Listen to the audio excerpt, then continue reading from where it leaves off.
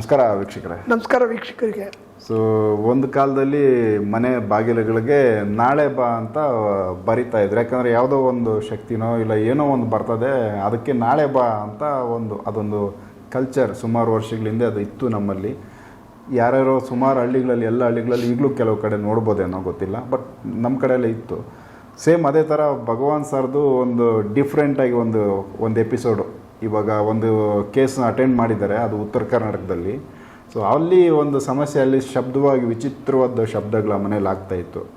ಅವ್ರಿಗೆ ಎಲ್ಲೆಲ್ಲ ಶಬ್ದಗಳಾಗ್ತಾಯಿತ್ತು ಆ ಒಂದು ಭಾಗದಲ್ಲಿ ಆ ಗೋಡೆಗಳ ಮೇಲೆ ಭಗವಾನ್ ಗುರೂಜಿ ಬರ್ತಿದ್ದಾರೆ, ಇದನ್ನು ಅವರು ಹೇಳ್ಬಿಟ್ಟು ಬರ್ಸಿದ್ದಾರೆ. ಅದಾದ ಮೇಲೆ ಅಲ್ಲಿ ಆ ಶಬ್ದಗಳು ನಿಂತೋಗಿದೆ. ಆ ಥರ ಆಗ್ತಾಯಿದ್ದು ಕೆಲವೊಂದಷ್ಟು ಗೊಂದಲಗಳು, ಕೆಲವೊಂದೇನೋ ಕನ್ಫ್ಯೂಷನ್ಸು, ಇಲ್ಲ ಕೆಲವೊಂದಷ್ಟು ಅಲ್ಲಿ ಏನೋ ಬೇರೆ ಥರದ್ದು ವಿಚಿತ್ರವಾದೇನೋ ಅಲ್ಲಿ ಆಗ್ತಾಯಿತ್ತು ಅನ್ನೋದು ಕಡಿಮೆ ಆಗೈತೆ. ಆ ಪರ್ಸೆಂಟೇಜ್ ತುಂಬ ಡೌನ್ಗಾಗಿಬಿಟ್ಟಿದೆ. ಸೊ ಅದು ಡಿಫ್ರೆಂಟ್ ಆಗೈತೆ ಕೇಳೋಕ್ಕೆ. ಸೊ ಅದು ಯಾವ ಥರ ಏನು ಅಂತ ಭಗವಾನ್ ಸರ್ ಜೊತೆ ಮಾತಾಡೋಣ. ಸರ್, ಇದು ತುಂಬ ಇಂಟ್ರೆಸ್ಟ್ ಅನಿಸುತ್ತೆ. ಆಮೇಲೆ ಇದನ್ನು ಒಂಥರ ರೀತಿ ಇದುವರೆಗೂ ಯಾರು ಎಲ್ಲೂ ಇದನ್ನು ಈ ಥರ ರಿಸಲ್ಟ್ ಇದೆಯಾ, ಈ ಥರ ಬರೆದ್ರೆ ಬರುತ್ತಾ ಅಂತ ನಮಗೆ ಕನ್ಫ್ಯೂಸು, ಹೆಂಗೆ ಸಾಧ್ಯ ಅಂತ. ಬಟ್ ಏನು ಇದು ಒರಿಜಿನಲ್, ಇದ್ರದ್ದು ಫ್ಯಾಕ್ಟ್ ತಿಳಿಸಿ ಸರ್. ಇದು ಉತ್ತರ ಕರ್ನಾಟಕದ ಕಡೆದು ಒಂದು ಕೇಸು. ಯಾಕಂದರೆ ಮದುವೆ ಆಗ್ತಕ್ಕಂಥ ಮಕ್ಕಳುಗಳು ಅವ್ರ ಮನೆಗಳನ್ನ ನಾವು ಹೇಳಿ ಪಬ್ಲಿಸಿಟಿ ಮಾಡಿದ್ರೆ ಮುಂದಿನ ಅವ್ರ ಫ್ಯೂಚರ್ಗಳಿಗೆ ತೊಂದರೆ ಆಗ್ತದೆ ಅಂತ ಅಂದ್ಬಿಟ್ಟು ನಾನು ಅದೆಲ್ಲ ಸರ್ ರಿವೀಲ್ ಮಾಡೋಕ್ಕೆ ಹೋಗಲ್ಲ. ಅವ್ರವ್ರ ಫೋಟೋಸ್ಗಳೆಲ್ಲ ನಾನು ಕೊಟ್ಟಿರ್ತೀನಿ. ಆ ರೀತಿ ಹೆಂಗೆ ಅಂದರೆ ಉತ್ತರ ಕರ್ನಾಟಕದ ಕಡೆ ಎಷ್ಟು ಜನ ಸ್ವಾಮೀಜಿಗಳಿದ್ದಾರೆ, ಬಿಜಾಪುರ, ಬಾಗಲಕೋಟೆ, ರಾಯಚೂರು, ಈ ಬೌಂಡ್ರಿ ಒಳಗಡೆ ಇದು ಈ ಮನೆ ಇರೋದು. ಎಲ್ಲ ಕಡೆ ಸ್ವಾಮೀಜಿಗಳ ಹತ್ರ ಹೋಗಿ ಹೋಗಿ ಹೋಗಿ ಪೂಜೆಗಳು ಮಾಡಿಸಿ, ಖರ್ಚು ಮಾಡಿಸಿ, ಮನೆಗಿದ್ದು ಮಾಡಿಸಿ ಸಾಕಾಗಿ ಕರ್ನಾಟಕದಲ್ಲಿ ಬೆಂಗಳೂರು ಕಡೆ ಬಂದು ಬೆಂಗಳೂರಿನಲ್ಲೂ ಸಾಕಷ್ಟು ಕಡೆ ಹೋಗಿ ದುಡ್ಡುಗಳು ಖರ್ಚು ಮಾಡಿ ಅವರು ಸಾಕಾದಂಥ ವ್ಯಕ್ತಿಗಳು. ಇಬ್ಬರು ಹೆಣ್ಮಕ್ಳುಗಳು ಇಂಜಿನಿಯರ್ಗಳು, ಸುಸ್ಥಿತಿಲಿರ್ತಕ್ಕಂಥದ್ದು, ಒಳ್ಳೆ ಬಂಗ್ಲೆ. ಆ ಮನೆ ಒಳಗಡೆ ಬೆಳಗ್ಗೆ 6 ಗಂಟೆಗೆ ಸ್ಟಾರ್ಟ್ ಆದರೆ ಧಡ್ ಧಡ್ ಧಡ್ ಅಂತ ಬಾಗಿಲುಗಳು, ಗೋಡೆಗಳು ಹೊಡ್ಕೊಳ್ಳೋದು. ತುಳಸಿ ಗಿಡ ದೇವರು ಅಂತಾರೆ. ತುಳಸಿ ಕಟ್ಟೆಲಿ ಸೌಂಡ್ ಬರ್ತದೆ, ತುಳಸಿ ಅಯ್ಯಮ್ಮ ಬಂದು ನಿಂತ್ಕೊಂಡ್ರೆ ಸೌಂಡ್ ಬರ್ತದೆ.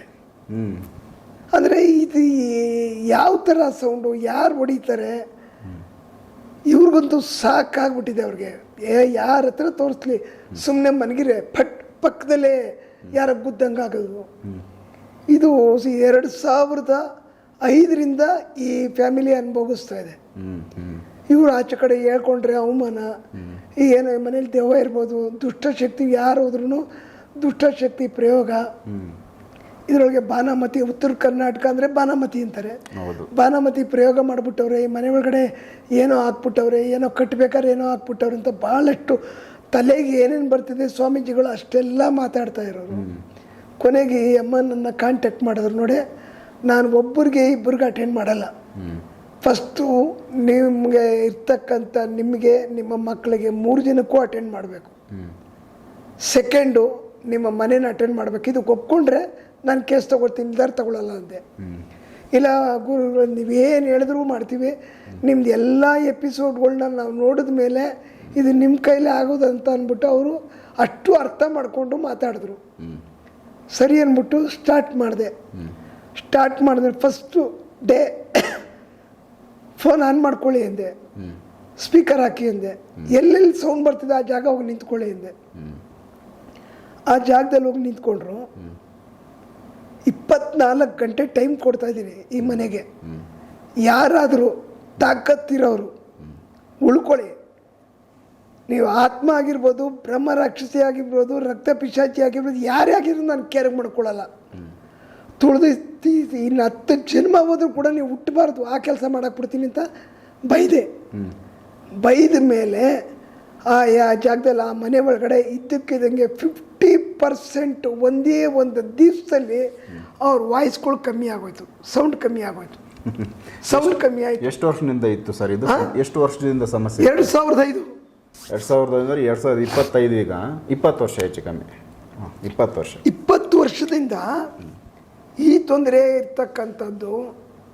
ಒಂದೇ ದಿವಸದಲ್ಲಿ 50% ಸೌಂಡ್ ಕಮ್ಮಿ ಆಗೋಯ್ತು. ಆಮೇಲೆ ಎಲ್ಲೋ ದೂರದಲ್ಲಿ ಪಕ್ಕದ ಮನೇಲಿ ಯಾರೋ ಹೊಡೆದಂಗೆ ಕೇಳಿಸ್ತಾ ಇತ್ತು. ಕೇಳಿಸ್ತಾ ಇತ್ತು. ಕೊನೆಗೆ ಏನು ಮಾಡಿದ್ರು, ಅವ್ರು 3 ಜನಕ್ಕೆ ಫಸ್ಟ್ ಅಟೆಂಡ್ ಮಾಡಿದೆ. ಒಬ್ಬ ಮಗಳಿಗೆ ಕಾಲುಗಳನ್ನ ಹಿಡ್ಕೊಂಡು ಯಾರೋ ರಾತ್ರಿಲಿ ಎಳಿತಾರೆ, ಅಂದ್ರೆ ಅವ್ರು ಮಲಗಿದ್ರೆ ಎಳಿತಾರೆ. ಓಕೆ. ಆಮೇಲೆ ಯಾರು ಇಡೀ ರಾತ್ರಿ ನಿದ್ದೆ ಮಾಡಲ್ಲ. ಇಡೀ ರಾತ್ರಿ ಎಲ್ಲರೂ ಬೆಳಿಗ್ಗೆ 10 ಗಂಟೆ ತನಕ ನಿದ್ದೆ ಮಾಡೋದೆ. ನೈಟ್ ಎಲ್ಲ ಎದ್ದಿರ್ತಾರೆ, ಬೆಳಗಿನ ಜಾವ ಎದ್ದಿರ್ತಾರೆ, ಮಲಗಿರ್ತಾರಲ್ಲ. ಅದಕ್ಕೆ ಕೊನೆಗೆ ಈ ಥರ ಹೆಣ್ಮಕ್ಳ ಸಮಸ್ಯೆ, ಅವ್ರಿಗೆ ಒಳ್ಳೇದು ಅಂತ ಕಂಕಣ ಭಾಗ್ಯಗಳು ಸೇರ್ತಾ ಇಲ್ಲ, ಕಟ್ಟಾಗ್ತಾ ಇರೋದು, ಇವೆಲ್ಲ ಇದು ಒಂದೇ ಇದರಲ್ಲಿ ಅಡಗಿತ್ತು. ಇದು ಒಂದೇ ಪ್ರಾಬ್ಲಮಲ್ಲಿ ಅಡಗಿತ್ತು. ಯಾರೂ ಭಾನುಮತಿ ಪ್ರಯೋಗ ಮಾಡಿ ಆತ್ಮಗಳನ್ನ ಕರ್ಕೊಂಬಂದು ಬಿಡೋಕ್ಕಾಗಲ್ಲ. ಯಾರು ಹೋಗು ನಿನ್ನಲ್ಲಿ ಅರವಿಂದ್ ಮನೆಗೆ ಹೋಗು, ಅರವಿಂದ್ಗೆ ಕಷ್ಟ ಕೊಡು ಅಂತ ತಾಕತ್ತಿದ್ರೆ ಅವು ಬರಲಿ, ಸೆಕೆಂಡ್ರಿ. ಆ ಥರ ಮಾಡೋಕ್ಕೆ ಸಾಧ್ಯನೇ ಇಲ್ಲ. ಯಾರು ಮಾಡೋಕ್ಕೆ, ದೇವ್ರು ಹಾಳು ಮಾಡಬೇಕು, ನಾವು ಹಾಳಾಗಬೇಕು. ಮನುಷ್ಯನ ಕೈಲಿ ಅವನ ಹೊಟ್ಟೆವರಿಗೆ ಏನಾದ್ರು ಸಣ್ಣ ಪುಟ್ಟ ಮಾಡ್ಬೋದು ಅಷ್ಟೇ ಹೊರತು ಒಬ್ಬ ಮನುಷ್ಯನ ಸಾಯಿಸೋ ಮಟ್ಟಕ್ಕೆ ಮಾಡೋದು ಕಷ್ಟ ಇದೆ. ಅಂಥವರು ನಮ್ಮ ಕಣ್ಗಳಿಗಿನ್ನ ಬಿದ್ದಿಲ್ಲ. ಹೇಳ್ಕೊಳ್ಳೋರು ಭಾಳ ಜನ ಇದ್ದಾರೆ. ಕೆಲಸ ಮಾಡೋರಾಗಬೇಕು. ಮಾತಾಡೋದ್ರಿಂದ ಪ್ರಯೋಜನ ಬರಲ್ಲ. ಹೌದು. ಕೊನೆಗೆ ನನ್ನ ಸ್ಪೀಕರ್ ಹಾಕಿ ಇಡೀ ಬಿಲ್ಡಿಂಗ್ ಎಲ್ಲನೂ ಇದು ಮಾಡಿದ್ಮೇಲೆ 50% ಕಮ್ಮಿ ಆಯಿತು. ಆ ಮನೇಲಿ ಫಸ್ಟು ದೊಡ್ಡ ಮಗಳಿಗೆ ಅಟೆಂಡ್ ಮಾಡಿದೆ, ತಾಯಿಗೆ ಅಟೆಂಡ್ ಮಾಡಿದೆ, ಚಿಕ್ಕ ಮಗಳಿಗೆ ಅಟೆಂಡ್ ಮಾಡಿದೆ. 3 ಜನ ಸಖತ್ ನಿದ್ದೆ ಮಾಡ್ತಾವ್ರು. ಈಗ ಮನೇಲಿರೋದು ಒಂದೊಂದೇ ಲಾಕ್ ಆಗ್ತಾಯಿದೆ. ಎಲ್ಲ ಕಡೆ ಸೌಂಡ್ ಕಮ್ಮಿ ಆಗಿದೆ. ಒಂದು ತುಳಸಿ ಕಟ್ಟೆ, ಇನ್ನೊಂದು ಕಿಚನ್, 2 ಕಡೆ ಮಾತ್ರ ಸ್ವಲ್ಪ ಸೌಂಡ್ ಬರ್ತಾ ಇದೆ. ಅದನ್ನು ದಿನೇ ಹೋಗಿದೆ. ಯಾಕಂದರೆ 20 ವರ್ಷದ್ದು ಒಂದೇ ಸರಿ ಹೋಗೋದಕ್ಕೆ ಸಾಧ್ಯ ಇಲ್ಲ. ಹೌದು. ಯಾಕಂದರೆ ಇವೆಲ್ಲ ಏನಂದರೆ ಬಂದು ಸೆಟ್ಲಾಗ್ಬಿಟ್ಟಿರ್ತವೆ. ಟಾಯ್ಲೆಟ್ ರೂಮು ಅಲ್ಲಿ ಇಲ್ಲಿ ಸೆಟ್ಲಾಗ್ಬಿಟ್ಟಿರ್ತವೆ. ಅವ್ರು ಏನು ಕಷ್ಟದಲ್ಲಿ ಸತ್ತಿರ್ತಾರೆ ಗೊತ್ತಿರಲ್ಲ. ಅವ್ರಿಗೆ ಯಾರಾದರೂ ಕೂಡಾಕಿರ್ತಾರೆ ಅಂದ್ಕೊಳ್ಳಿ, ಬಂಧನ ಕೂಡಾಕಿದಾಗ ಬಾಗಿಲು ತಡ್ತಾರೆ, ಓಪನ್ ಮಾಡಿ ಅಂತ. ಅಕಸ್ಮಾತ್ ಅಲ್ಲಿ ಬಾಗಿಲು ಯಾರು ತೆಗಿಲಿಲ್ಲ ಅಂದಾಗ ಸತ್ತೋಗಿದ್ರೆ ಅವ್ರ ಆತ್ಮ ಇನ್ನೊಬ್ಬರು ಬಾಡಿ ಮೇಲೆ ಬಂದರೆ ಇದೇ ಕೆಲಸ ಮಾಡ್ತಾ ಇರ್ತದೆ, ಶಬ್ದ ಮಾಡ್ತದೆ, ಓಪನ್. ಹೌದು. ಬಾತ್ರೂಮಲ್ಲಿ ಯಾರನ್ನೋ ಕೂಡಾಕ್ಬಿಡ್ತಾರೆ, ಅವರಲ್ಲಿ ಔಟ್, ಸತ್ತೋಗ್ಬಿಡ್ತಾರೆ ಅಂದ್ಕೊಳ್ಳಿ. ಸತ್ತೋದ್ಮೇಲೆ ಏನಾಗ್ತದೆ, ಅವ್ರ ಆತ್ಮ ತಟ್ತಾನೆ ಇರ್ತದೆ ಬಾಗಿಲನ್ನ. ಸೊ ಅದು ಯಾವ ಮನೇಲಿ ಬಂದು ಸೇರ್ಕೊಳ್ತಿದೆ ಆ ಮನೇಲಿ ಕೂತ್ಕೊಂಡು ತಟ್ತಾ ಇರ್ತಾರೆ. ಓಕೆ. ಇದು ಜನಕ್ಕೆ ಗೊತ್ತಿರಲ್ಲ. ಇದೊಂಥರ ಹೊಸದಾಗಿ ಇವ್ರೇನು ಮಾಡ್ತಾರೆ, ಸರ್ವೇ ಸಾಮಾನ್ಯ ಒಳ್ಳೇದು ಕೆಟ್ಟದ್ದು ಎಲ್ಲ ಕೇಳಲೇಬೇಕಲ್ವಾ. ಯಾರೋ ಇದು ಸುಮ್ಮನೆ ಕೆಲಸ ಅಲ್ಲ ರೀ, ಯಾವುದೋ ಬಾಣಂತಿ ಕೈನ ಪಾಯ್ದಲ್ಲಿ ಹಾಕ್ಬಿಟ್ಟವ್ರೆ, ಇನ್ನೊಂದ್ರಲ್ಲಿ ಹಾಕ್ಬಿಟ್ಟವ್ರೆ ಅಂದಾಗ ಅವ್ರನ್ನ ನಂಬಲೇಬೇಕು. ಆಮೇಲೆ ಯಾವುದು ಸ್ವಾಮೀಜಿಗಳು ಹೋದಾಗ ಯಾರು ಪ್ರಯೋಗ ಮಾಡಿಬಿಟ್ಟವ್ರೆ ನಿಮ್ಗೆ ಆಗದೆ ಇರೋರು ಅಂತ ಹೇಳಿದ್ರೆ ಅದನ್ನು ನಂಬಲೇಬೇಕು. ಅವ್ರು ಏನೋ ಮಾಡಿಕೊಡ್ತಾರೆ, ಕುಡ್ಕೇನೋ ಮಡ್ಕೇನೋ ಕೊಡ್ತಾರೆ, ಅದು ತಗೊಂಡು ತಗಲಾಕ್ತಾರೆ, ಏನೂ ಆಗಲ್ಲ. 20 ವರ್ಷದಿಂದ ಎಷ್ಟು ಜನತ ಹೋಗಿದ್ದಾರೆ ಅಂತ ನಿಮಗೆ ನೀವೇ ಲೆಕ್ಕಾಚಾರ ಮಾಡ್ಕೊಳ್ಳಿ. ಎಷ್ಟು ದುಡ್ಡು ಕಳ್ಕೊಂಡಿದ್ದಾರೆ ಹೆಣ್ಮಕ್ಳು. ಈಗ ಅವ್ರಿಗೆ ನೆಟ್ಟುಸಿರು ಬಿಡ್ತಾವ್ರು. ನಾನು ಯಾಕೆ ಅವ್ರನ್ನ ರಿವೀಲ್ ಮಾಡಿ ತೋರಿಸಲ್ಲ ಅಂದರೆ, ಮದುವೆ ಆಗ್ತಕ್ಕಂಥ ಮಕ್ಳುಗಳು ನಾಳೆ ಮದುವೆ ಆಗ್ತಕ್ಕಂಥವ್ರು ಏನಪ್ಪ ಹಿಂಗಿದೆಯಾ, ಅಯ್ಯೋ ಯಾಕೆ ಬೇಕಪ್ಪ ಅಂದ್ಬಿಟ್ಟು ಪಾಪ ಅವ್ರಿಗೆ ಕಟ್ ಮಾಡಿದ್ರೆ ನಾವು ಕೆಲಸ ಮಾಡಿದ ಪ್ರಯೋಜನ ಇರಲ್ಲ. ಹೇಳೋರನ್ನ ನಾನು ಕುಂಡಿಸ್ಕೊಂಡು ಡೈರೆಕ್ಟಾಗಿ ಮಾತಾಡಿಸ್ತೀನಿ. ಹೇಳ್ದೆ ಇರೋದನ್ನ ನನಗೆ ಬೇಕಾಗಿಲ್ಲ. ಅದರಿಂದ ಈ ಥರ ನಡೀತಾ ಇತ್ತು, ಈ ಥರ ಇತ್ತು ಅನ್ನೋದನ್ನ ಕ್ಲಾರಿಟಿ ಕೊಡ್ತಕ್ಕಂಥದ್ದು ನಮ್ಮ ಕೆಲಸ. ನಾವು ಕಷ್ಟಪಟ್ಟು ಮಾಡಿದಾಗ ಪ್ರಾಮಾಣಿಕವಾಗಿ ಮಾತಾಡ್ತೀವಿ. ನಮ್ಮ ಸುಳ್ಳು ತಟ ಹೇಳಿ ರೂಢಿನೇ ಇಲ್ಲ. ಇರೋದನ್ನೇ ಓಪನ್ ಆಗಿ ಹೇಳ್ತೀವಿ, ಕಷ್ಟಪಟ್ಟು ಮಾಡಿಕೊಡ್ತೀನಿ. ಆದರೆ ನಂಬಿಕೆನ ಕಳ್ಕೋಬಾರ್ದು, ತಾಳ್ಮೆ ಅನ್ನೋದು ಇರಬೇಕು. ಒಬ್ಬ ಮನುಷ್ಯ ಬ್ಲೈಂಡಾಗಿ ಕೂತ್ಕೊಂಡು ಕಂಪ್ಯೂಟರ್ ಥರ ಕೆಲಸ ಮಾಡ್ತಾನೆ ಅಂದಾಗ ಒಬ್ಬ ಮನುಷ್ಯ ಕಾಯಬೇಕು. ಕೆಲವು ನೋಡಿ, ಒಂದು ಇದರಿಂದಲ್ಲಿ ವಿಡಿಯೋಗಳಲ್ಲಿ ನಾವು ಮಾತಾಡಿದ್ದೀವಿ. ಒಂದು ರಾತ್ರಿಲಿ 4 ವರ್ಷದ ಕೇಸ್ನ ರೆಡಿ ಮಾಡಿಕೊಟ್ಟಿದ್ದೀವಿ. ಅದೇ ರೀತಿ ಆಗೋದನ್ನ ನಾನು ಆಗಲ್ಲ ಅಂತ ಹೇಳಲ್ಲ, ಖಂಡಿತ ಮಾಡಿಕೊಡ್ತೀನಿ. ಕೆಲವು ನಮಗೆ ಕೈಗೆ ಸಿಗದೆ ತಪ್ಪಿಸ್ಕೊಳ್ತವೆ. ಅಂಥವಿದ್ದಾಗ ಏನಾಗುತ್ತೆ, ಸ್ವಲ್ಪ 1 ದಿವಸ 2 ದಿವಸ ಲೇಟ್ ಆಗುತ್ತೆ, ಕೆಲವು ಟೈಮಿಗೆ ಬಿಟ್ಟು ಎಫೆಕ್ಟ್ ಆಗ್ತವೆ, ಕೆಲವು ಪ್ಲಾನ್ ಮಾಡ್ತವೆ. ಹಳೆ ವಿಡಿಯೋಗಳಲ್ಲಿ ಹೇಳಿದ್ದೀನಿ, ಮನುಷ್ಯನಿಗಿಂತ ಆತ್ಮಗಳು ಬ್ರಿಲಿಯಂಟು, ಸ್ಕೆಚ್ ಆಗ್ತವೆ. ಹೌದು. ಮನುಷ್ಯನ ಸಾಯಿಸಬೇಕು, ಕೆಳಗೆ ಬೀಳಿಸ್ಬೇಕು, ಆಕ್ಸಿಡೆಂಟ್ ಮಾಡಬೇಕಂದ್ರೆ ಇವು ಪ್ಲಾನ್ ಮಾಡ್ತವೆ. ಇವನು ಎಲ್ಲಿಗೆ ಹೋಗ್ತಾನೆ ಡೈಲಿ, ಇವನು ಏನು ಕೆಲಸ ಮಾಡ್ತಾನೆ, ಅಬ್ಸರ್ವೇಷನ್ ಮಾಡಿ ಹೊಡಿತವೆ ಅವು. ಅದಕ್ಕೆ ನಾವು ತಾಳ್ಮೆನ ಕಳ್ಕೊಬಾರ್ದು. ಆಮೇಲೆ ನಮಗೆ ಕೋಪ ಅನ್ನೋದನ್ನ ಬರೆಸ್ಬಾರ್ದು. ಕ್ಲೈಂಟ್ಗಳು ಯಾರೇ ಆದರೂ ಕೂಡ ನಾವು ಕಷ್ಟಪಟ್ಟು ಕೆಲಸ ಮಾಡಿರ್ತೀವಿ, ಆವಾಗ ತಾಳ್ಮೆಯಿಂದ ಹೇಳಿದಾಗ ನಾವು ತಾಳ್ಮೆಯಿಂದ ಕೆಲಸ ಮಾಡ್ತೀವಿ. ನಾವು ಯಾರಿಗೂ ನಿಷ್ಠುರವಾಗಿ ಅನ್ನಲ್ಲ, ನಮಗೂ ತೊಂದರೆಗಳಿರ್ತವೆ, ನಾವು ಕಷ್ಟಪಡ್ತೀವಿ. ಸುಮ್ಮನೆ ಡೂಪ್ಲಿಕೇಟ್ ಮಾಡಿದ್ರೆ ವರ್ಷಾನುಗಟ್ಟಲೆ ಈ ವಿಡಿಯೋದಲ್ಲಿ ಕೂತ್ಕೊಂಡು ನಾವು ಬದುಕೋಕ್ಕಾಗಲ್ಲ. ಸಾವಿರಾರು ಕೇಸ್ ತೊಗೊಳ್ತೀನಿ, ಸಾವಿರಾರು ಕೇಸ್ ಅಟೆಂಡ್ ಮಾಡಿ 1-2 ಕೈ ತಪ್ಪು ಹೋಗ್ತವೆ, ಮಿಸ್ ಆಗ್ತವೆ, ಇದಾ ತೊಂದರೆಗಳಾಗ್ತವೆ. ಆದರೆ ನಾವು ಕಷ್ಟಪಟ್ಟು ಮಾಡಿದಾಗ ಪ್ರತಿಫಲ ಅಂತೂ 200% ಸಿಗ್ತದೆ. ನನ್ನ ವೀಡಿಯೋಗಳಲ್ಲಿ ಮಾತಾಡ್ತಕ್ಕಂಥ ಜನಗಳು ನೋಡಿ, ನೀವು ಕಣ್ತುಂಬ ಒಂದು ವೀಡಿಯೋನ ಪೂರ್ತಿ ನೋಡಿ, ನಿಮ್ಗೆ ಅರ್ಥ ಆಗುತ್ತೆ. ಅವರು ಎಷ್ಟು ಸಫರ್ ಬಿದ್ದಿರ್ತಾರೆ, ಎಷ್ಟು ಕಳ್ಕೊಂಡಿರ್ತಾರೆ, ನಾವು ಎಷ್ಟು ಕಷ್ಟಪಟ್ಟು ಕೆಲಸ ಮಾಡಿದಾಗ ರಿಸಲ್ಟ್ ಹೆಂಗೆ ಬರ್ತದೆ. ಸಾವಿರಾರು ಕಿಲೋಮೀಟ್ರ್ ದೂರದಿಂದ ಕೂತ್ಕೊಂಡಿರೋರಿಗೆ ಇಲ್ಲಿಂದ ಕೂತ್ಕೊಂಡು ಮಾಡ್ತೀನಿ. ಇನ್ನು ಇಂಡಿಯಾದಲ್ಲಿ ಕರ್ನಾಟಕದಲ್ಲಿರೋ ನಾವು ಮಾಡೋಕ್ಕಲ್ವ, ಮಾಡ್ತೀವಿ. ಸ್ವಲ್ಪ ತಾಳ್ಮೆಯಿಂದ ವೆಯ್ಟ್ ಮಾಡಿದಾಗ ಏನಾಗುತ್ತೆ, ಖಂಡಿತ ಒಳ್ಳೆಯದಾಗುತ್ತೆ. ಆಮೇಲೆ